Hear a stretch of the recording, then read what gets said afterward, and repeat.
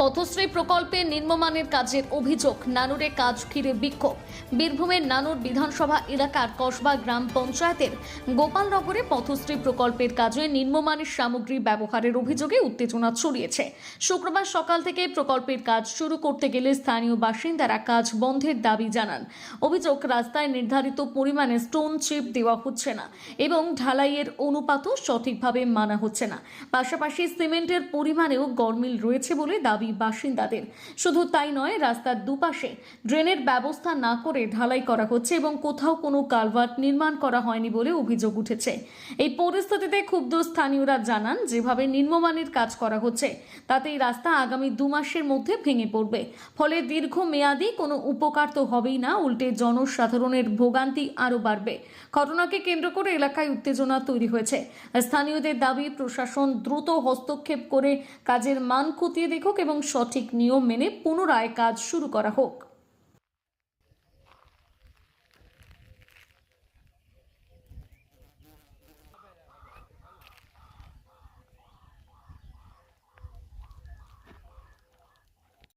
এ রাস্তা 2 মাসের পর আবার যা ছিল তার থেকেও খারাপ হয়ে যাবে।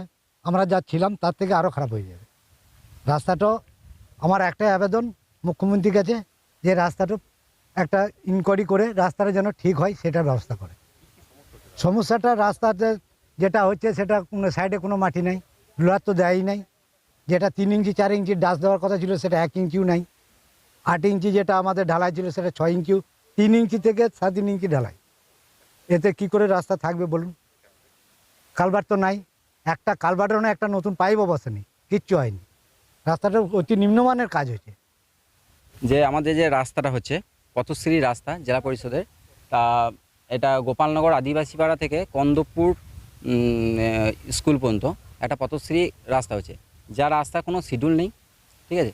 তা একটা এস্টিমেট দিয়েছে, যা এস্টিমেটে যেটুকু আমরা বুঝেছি বা যেটুকু আমরা মানে সামগ্রী বলতে একবারই যাতা আমরা একবার কাজটা আটকিয়েছিলাম। যা হোক, সেটা 6 ইঞ্চি আছে, 6 ইঞ্চি জায়গায় 8 ইঞ্চি আছে, ওটা 8 ইঞ্চি থেকে আমি ছেড়ে দিলাম 6 ইঞ্চি, সেখানে 3.5 ইঞ্চি করে কাজ করে বেরিয়ে আসছিল। সাইডে স্পাইলিং আছে, সেখানে নিচে ফাঁক আছে, সে তার উপরে ঢেলে দিয়ে চলে যায়। সাইডে মাটি আছে, মাটি পর্যন্ত দেয়নি। তার নিচে যে একটা ডাস্ট আছে, সেই ডাস্টের পর রোলার আছে, রোলার তো একবার দিয়েছে, 2বার দেওয়ার কথা ছিল। আর 4 ইঞ্চি ডাস্ট দেওয়ার কথা ছিল, সেখানে 1 ইঞ্চি ডাস্ট দিচ্ছে। খুবই নিম্নমানের কাজ। আবার মানা করা হচ্ছে, তাতেও কাজ করছে, যা হোক জবরদস্তিভাবেই কাজ করছে, যা হোক। আর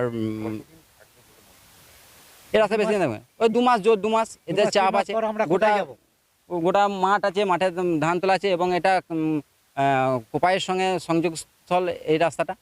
তাই মুখ্যমন্ত্রীর কাছে একটাই আবেদন, যে আপনি দেখুন, করজোড়ে আবেদন করছি, আপনি দেখুন যে কিভাবে দুর্নীতি করছে। এই দুর্নীতিগুলো আপনি বন্ধ করুন, আপনার কাছে করজোড়ে আবেদন করছি, যেন রাস্তাটা খুব ভালো হয়। তাহলে গ্রামবাসী কেন, এই এলাকার মানুষ খুবই উপকৃত হয়।